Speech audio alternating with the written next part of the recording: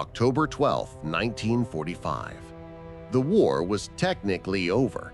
The ink on the surrender documents signed aboard the USS Missouri had been dry for over a month.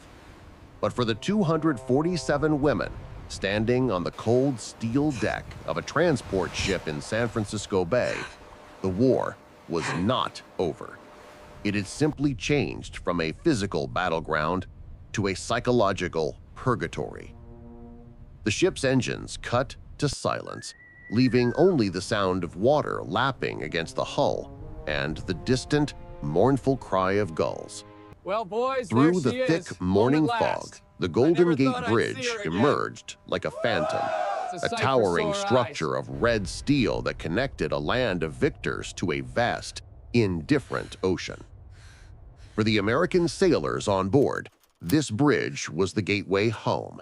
It symbolized burgers, baseball, and the embrace of loved ones. But for the women huddled in the gray dawn light, it looked like the gates of hell. These women were the forgotten casualties of the Pacific War. They were not soldiers, yet they had worn uniforms. They were nurses, radio operators, clerks, and translators who had been scattered across the Japanese military installations of the Pacific, from the jungles of Manila to the coral atolls of the Marshall Islands. They had served the Empire, and now, with the Empire in ruins, they were the property of the United States military. They stood in silence, watching the American coastline approach. They did not speak, but a collective terror vibrated through their ranks. For years, the imperial propaganda machine had fed them a steady diet of nightmares. They had been told that American soldiers were not men, but demons. They were told that if captured, they would be stripped of their honor, treated worse than animals, and defiled without mercy. Many of their colleagues had chosen suicide over capture on islands like Saipan, leaping from cliffs to avoid the American devils. What do they want from These us now? 247 Look, women over there. had What is survived, that? but as the San Francisco skyline solidified in the mist, many of them wondered if survival had been a mistake. They expected brutality. They braced themselves for the shouting, the rough hands, the cold cells. But as the gangway lowered, something happened that their propaganda had never prepared them for. The Americans did not come with bayonets. They came with clean uniforms, hot meals, and gentle voices. However, the most shocking moment of that day would not come from the Americans. It would come from the prisoners themselves. When the soldiers offered them fresh clothing to replace their rags, the women refused. It was a moment of baffling defiance. 3 words whispered through their ranks, a mantra of shame that would freeze the entire intake process. "We are unclean." This is the story of that refusal. It is a story about the collision of 2 cultures, the crushing weight of shame, and how a simple act of washing hair became one of the most profound moments of humanity in the aftermath of the deadliest war in history. To understand why a starving woman would refuse fresh clothes, we must first understand who these women were before the war stripped them of their names and reduced them to numbers on a manifest. Take Yoko, for instance. She was 23 years old. Before the world caught fire, she had been a typist at a communications post in the Philippines. In her previous life, her fingers were swift and elegant as they danced across telegraph keys. She was a daughter of Tokyo, raised in a culture where presentation and cleanliness were not just habits, they were moral imperatives. In Japan, kagere, or impurity, is more than just dirt. It is a spiritual stain. To be unclean is to be separated from the divine, from society, and from one's own dignity. Yoko remembered her hair before the war. It was glossy, black, and smelled of camellia oil.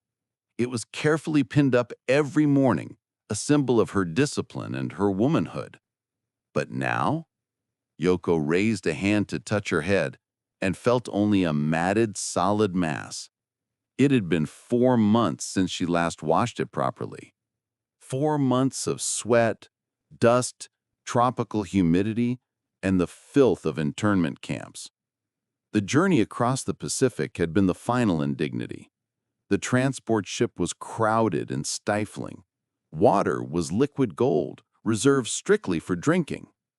Bathing was a luxury that prisoners of war were not afforded. The only water they had access to for cleaning was salt water, which only made their hair stickier, turning it into a coarse, briny helmet that trapped heat and dirt. But the dirt was not the worst part. The worst part was the movement. Yoko, like every other woman on that deck, could feel it constantly.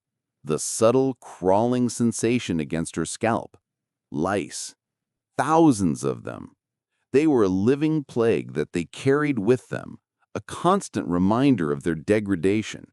They felt less like human beings and more like vessels for parasites. As the tugboats guided the massive ship toward the dock, Yoko watched the American sailors moving about on the pier below. They moved with a casual efficiency that was alien to her. Their white uniforms were impossibly crisp. Their faces were sunburned, healthy, and full of life. They called out to each other with easy laughter, chewing gum, smoking cigarettes, slapping each other on the back. Yoko watched them with a confusing mixture of fear and wonder. These were the men who had firebombed her neighborhood in Tokyo. These were the men who had killed her brothers and fathers. They were supposed to be monsters, yet they looked so ordinary. They looked like tired young men who just wanted to go home. The disconnect between the demons she had been warned about and the humans she saw before her made her dizzy. If the propaganda was wrong about the soldiers, what else was it wrong about? And what did that mean for her fate? An American officer appeared at the top of the gangway. He held a clipboard and was accompanied by a translator. His voice was firm, projecting authority, but it lacked the harsh, barking cadence of the Japanese military officers Yoko was used to. He called out instructions, and the women began to move. They formed lines, their wooden shoes, geta, clacking rhythmically against the metal deck. It was a mournful sound, the march of the defeated. Some of the women clutched small, ragged bundles wrapped in cloth. These bundles contained everything they still owned in the world, perhaps a comb with missing teeth, a faded photograph, or a diary written in secret. Others carried nothing at all, their hands empty, hanging by their sides. As they descended the gangway and stepped onto American soil, the first thing that hit them was not the ground, but the air. It didn't smell like diesel, salt, or rotting vegetation, the smells of the war. It smelled of something sweet, warm, and yeasty. Bread. Somewhere nearby, in a mess hall or a bakery, fresh bread was baking. For women who had subsisted for years on rationed rice balls, dried fish, and sometimes nothing but watery soup, the aroma was violent.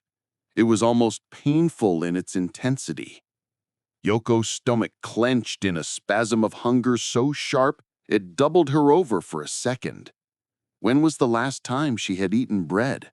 It felt like a lifetime ago, in a world that no longer existed. The dock bustled with activity. Forklifts zipped back and forth, moving pallets of supplies. Trucks rumbled past, their engines growling. American voices called out in English, the words incomprehensible to most of the women, but the tone was undeniable. It was relaxed. No one seemed angry. No one was screaming. No one seemed to be preparing for executions or torture. Everything about this scene contradicted the terror in their hearts. They were directed onto military buses, the windows covered with heavy wire mesh. As the buses pulled away from the docks, the women pressed their faces against the glass, peering through the wire at the country that had defeated them. They saw a city untouched by war. San Francisco stood tall and whole. There were no craters in the streets, no burnt-out skeletons of buildings. Cars, so many cars, filled the streets, gleaming under the morning sun. People walked on sidewalks carrying shopping bags, wearing colorful clothes, living normal lives. A young girl on a bicycle stopped at a corner and waved at their bus as it passed. Yoko pressed her forehead against the cool glass, fighting back tears. Back home, Tokyo was a wasteland of rubble and ash. Her family's neighborhood had vanished in the bombing raids of March 1945. The contrast between their suffering and this American abundance was suffocating. How had they ever thought they could defeat a nation that had never known the real grinding hardship of total war on its own soil? The buses traveled for nearly an hour, leaving the city behind and entering the California countryside. Finally, they turned through gates marked Camp Stoneman. Guard towers rose at intervals along the perimeter, but the soldiers manning them looked bored rather than menacing. They leaned against the railings, rifles slung casually over their shoulders. The barracks were wooden structures, painted a dull olive green, arranged in neat mathematical rows. Compared to the bombed-out shelters and damp caves many of the women had last slept in, the camp looked almost orderly. It looked like a place of civilization. As they filed off the buses, another surprise awaited them. Female American soldiers appeared to greet them. These were members of the WWII, Women's Army Corps. This shocked the Japanese women. In their experience, the military was a purely male domain. They had not expected to see women in uniform on the American side, holding rank and authority. The WWIIs were professional. Their uniforms were pressed, their hair tucked neatly under caps. Their expressions were neutral, neither friendly nor hostile, as they directed the new arrivals toward a long processing building. Inside, tables had been set up for the intake procedure. The air buzzed with the low murmur of questions and the scratching of pens on paper. Name, rank, duty station, capture location. The questions were translated calmly and recorded efficiently. Yoko gave her answers in a small voice, her eyes fixed on the floor. She was terrified of making a mistake, of saying the wrong thing that would trigger the brutality she still expected. After the paperwork came the announcement that made Yoko's heart stop. The translator stood at the front of the room and spoke clearly. You will now be taken to the delousing station. You will be given medical examinations and then provided with clean clothes. The words were meant to be comforting. They were meant to signal the end of their ordeal. But for the women, they triggered a wave of shame so intense that the room seemed to tilt. The other women around Yoko went pale. Some began to cry quietly, hiding their faces in their hands. This was the moment they had dreaded most. Not violence, not starvation, but exposure. Their uncleanliness was about to be revealed to the world. They were about to be stripped naked, and their filth, their lice, their skin diseases, their emaciated bodies would be inspected by the clean, healthy victors. They had no choice. They could not refuse the Americans' orders. They could only endure the humiliation. The women were led in groups of 20 toward a large concrete building. Steam rose from vents along its roof, dissipating into the cool autumn air. As they approached, Yoko could hear the sound of water running, a rushing, powerful sound. She could feel the humid, warm air escaping through the open doorway. Her hands began to shake uncontrollably. She clenched them into fists to hide the tremors. The interior of the building was tiled in clinical white. Harsh overhead lights beat down, making everything painfully bright. There were no shadows to hide in. Rows of shower heads lined one wall. Metal bins sat ready for their soiled clothing. And there, waiting for them, were 3 American women in medical uniforms. Not soldiers this time, but nurses, Their faces were kind, their movements gentle. Through the translator, one nurse explained the process. Remove all clothing, place it in the bins. Step into the shower area for delousing treatment. Wash thoroughly with the provided soap. After showering, receive a medical examination, then receive clean clothes. The instructions were straightforward, practical, and logical. But for the Japanese women, each command felt like a knife peeling away their last layer of defense. Yoko's throat tightened as she unbuttoned her tattered jacket. The fabric was stiff with dirt. She removed her shirt, her undergarments. Around her, the other women did the same, their movements slow, agonizingly self-conscious. They were skeletons wrapped in skin, the ribs visible, their hips jutting out. When Yoko loosened her hair from its filthy pins, the reality of her condition became undeniable. Clumps of hair came away in her hands. The matted tangles fell past her shoulders, heavy, greasy, and crawling with life. She could see the insects moving in the strands. The shame was suffocating. She wanted to disappear, to cease existing, rather than stand exposed in her degradation before these clean American women. But the American nurses moved among them with a gentleness that seemed impossible. They did not recoil. They did not wrinkle their noses in disgust. They did not shout. Instead, they handed out towels and pointed toward the showers with soft, encouraging voices. One nurse, young with red hair and freckles, met Yoko's eyes. She smiled. It was a small, sympathetic smile, as if to say, "I understand this is hard, but it will be okay." That smile nearly broke Yoko. She wasn't used to kindness. Kindness was dangerous. It lowered your defenses. Yoko stepped under the showerhead. The water came out lukewarm at first, then grew hotter. Steam rose around her, enveloping her in a fog. She reached for the soap on the shelf, a thick white bar that smelled of something clean and floral. Lavender? Rose? She didn't know, but she scrubbed. As she began to wash, the water at her feet turned dark gray, swirling with the accumulated filth of the Philippines, the transport ship, and the war itself. She scrubbed her skin until it turned pink, desperate to wash away not just the dirt, but the memory of the last few years. But her hair remained a problem. The tangles were too severe. The lice were too deeply embedded. No amount of soap and water would fix this in a single shower. She stood under the stream, letting the water run over her head, crying silently. She knew, with a sinking dread, that she was not clean. Not really. When Yoko finally turned off the water and wrapped herself in the provided towel, she felt physically cleaner than she had in months. But the core of the problem remained. Her hair still hung in awful, wet clumps. She could still feel the phantom itching, or perhaps the real movement, against her scalp. The shame had not washed away with the dirt. After drying off, the women moved to the examination area. American doctors waited with stethoscopes and blood pressure cuffs.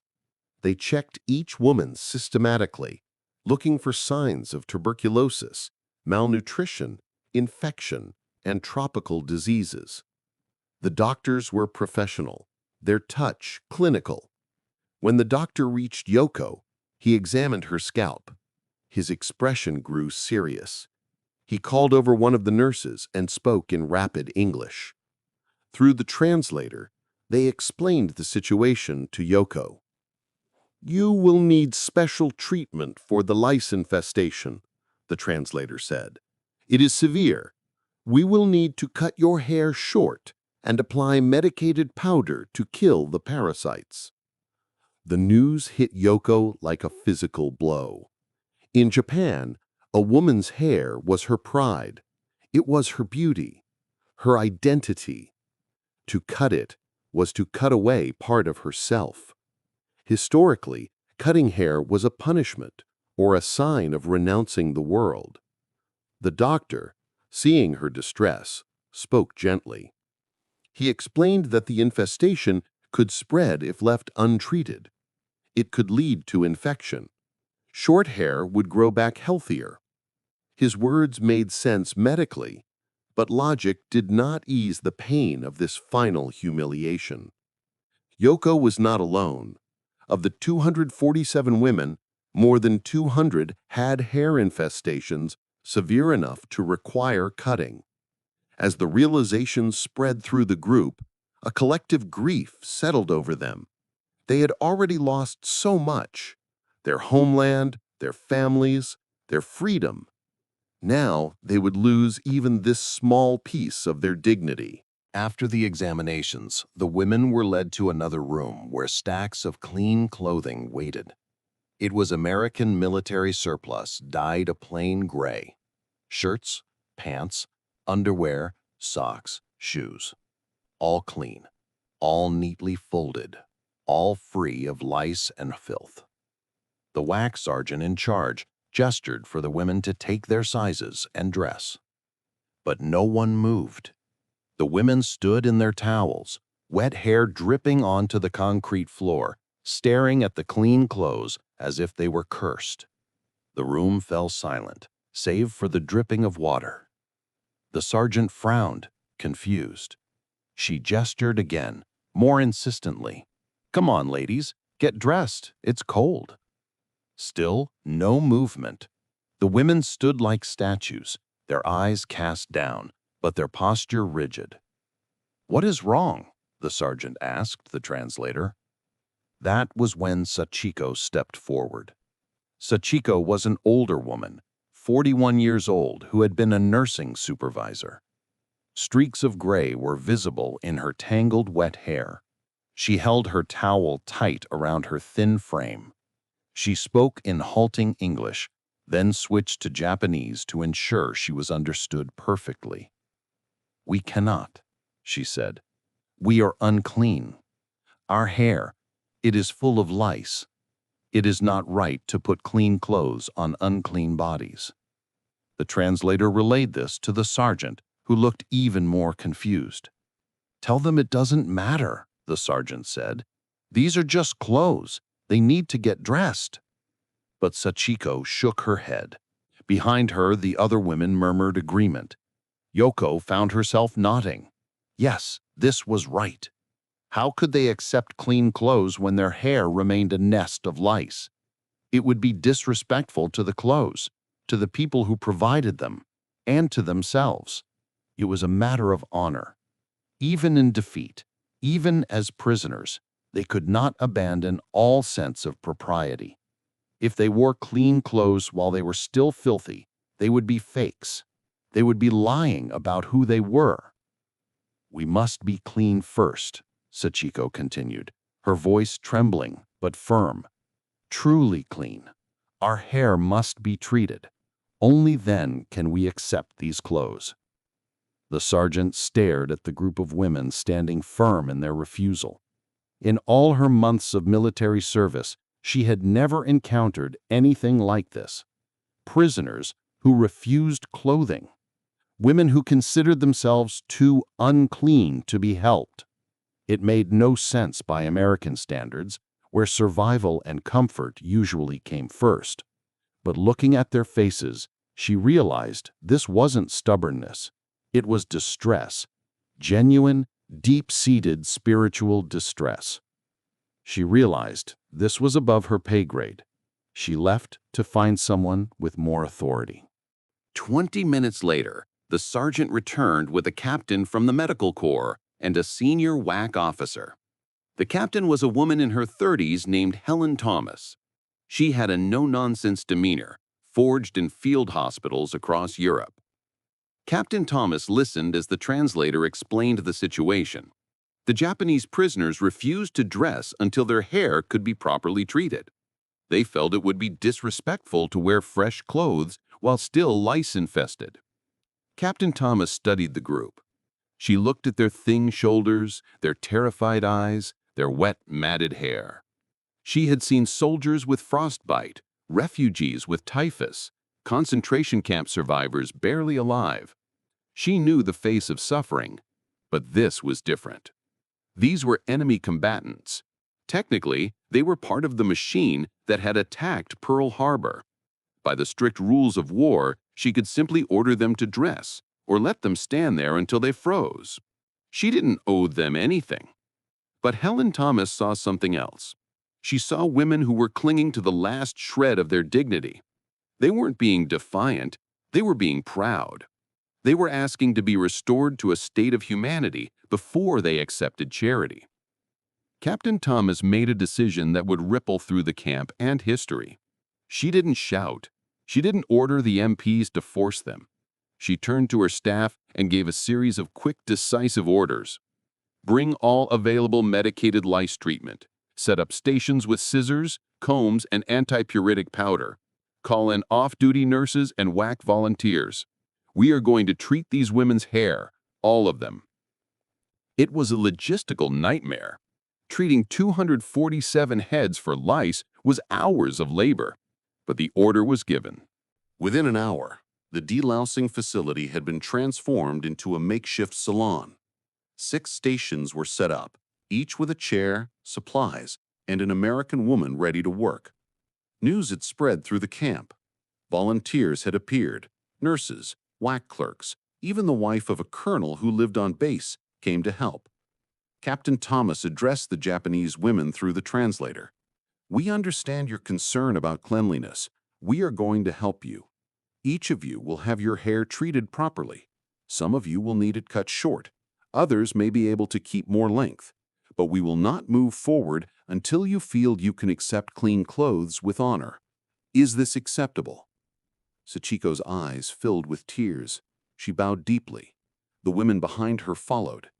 It was not what they had expected, not from the enemy, not from anyone. They had prepared themselves for harshness, for efficiency, for being processed like cattle. Instead, these American women were offering them time and care. Yoko was directed to the 3rd station where a young nurse named Sarah waited. Sarah was perhaps 25, with blonde hair pulled back in a neat bun. She smiled at Yoko and gestured to the chair. As Yoko sat, Sarah began to work through her hair with a fine-toothed comb, assessing the damage.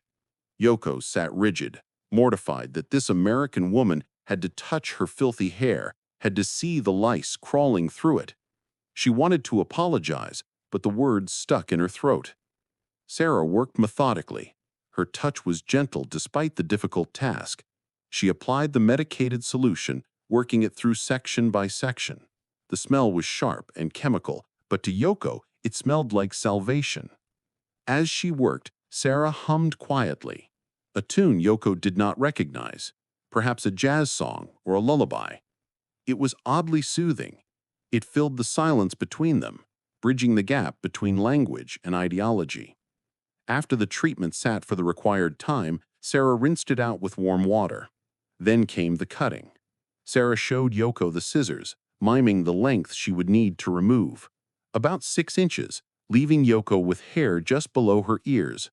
It was a bob cut, practical and clean. Yoko nodded her consent. The scissors made soft snipping sounds. Snip, snip, snip. Dark clumps of hair fell to the floor, piling up around the chair. But they weren't just hair. They were carrying away the months of accumulated horror. With each cut, Yoko felt a weight lifting from her soul. The shame of the transport ship, the fear of the camp, the filth of the lice. It was all falling away. When Sarah finished, she didn't just stop. She took a clean comb and gently styled the short hair, turning the ends under, making it look presentable. She stepped back, looked at her work, and nodded approvingly. Then she held up a small hand mirror for Yoko to see. Yoko stared at her reflection. She barely recognized herself. The woman in the mirror had short hair, yes, but she was clean. Her scalp was free of movement. She looked human again. Sarah applied one more dusting of powder to her neck to ensure comfort. It was such a small gesture, unnecessary from a purely medical standpoint, But it acknowledged Yoko's humanity. It said, "You are a person, and you deserve to feel good." Around the room, similar scenes were playing out. American women were treating Japanese women with a care that transcended nationality.